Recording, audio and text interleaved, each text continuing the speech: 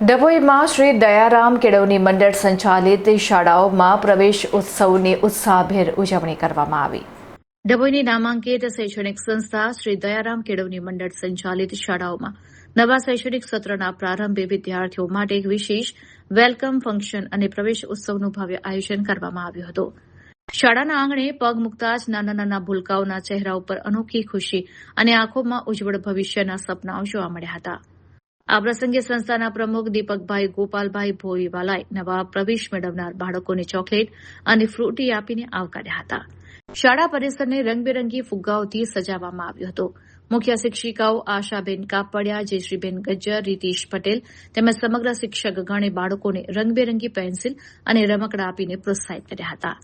બાળકો શાળાના પ્રથમ દિવસે મૂંઝવણ ન અનુભવે તે માટે નાની મોટી રમતો રમાડીને વાતાવરણને આનંદિત કરવામાં આવ્યું હતું. શાળા પ્રશાસન દ્વારા પ્રવેશ ઉત્સવના પવિત્ર અવસરે ઉપસ્થિત વાલીઓને સંબોધતા ખાસ વિનંતી કરવામાં આવી હતી કે બાળકોના શિક્ષણ અને પ્રગતિમાં વાલીઓ હંમેશા સક્રિય રસ લે, શાળાના સતત સંપર્કમાં રહીને ઘરમાં અભ્યાસ માટેનું યોગ્ય વાતાવરણ પૂરું પાડે અને બાળકના સર્વાંગી વિકાસ માટે શાળા અને ઘર બંનેનું વાતાવરણ એકબીજાના પૂરક હોવું અનિવાર્ય છે. તો જ સંતાનોના ઉજ્જવળ ભવિષ્યની આશાઓ સાકાર થઈ શકશે તેમ જણાવ્યું હતું.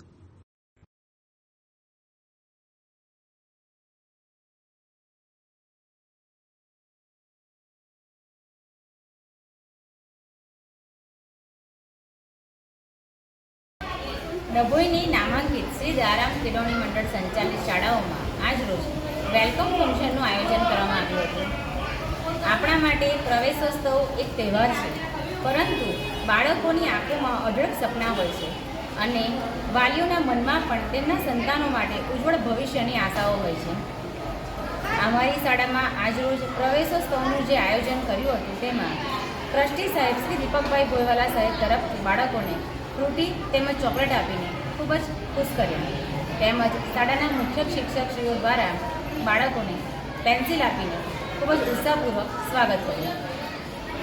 આજ રોજ વાલીઓને મારી એક નમ્ર વિનંતી છે કે બાળકોના શિક્ષણમાં સક્રિય રસ લો, સાથે સાથે શાળાના સંપર્કમાં રહો અને તેમને ઘરે અભ્યાસ માટે યોગ્ય વાતાવરણ પૂરું પાડો. યાદ રાખો, શાળા અને ઘર બંનેનું વાતાવરણ બાળક માટે પૂરક હોવું જોઈએ.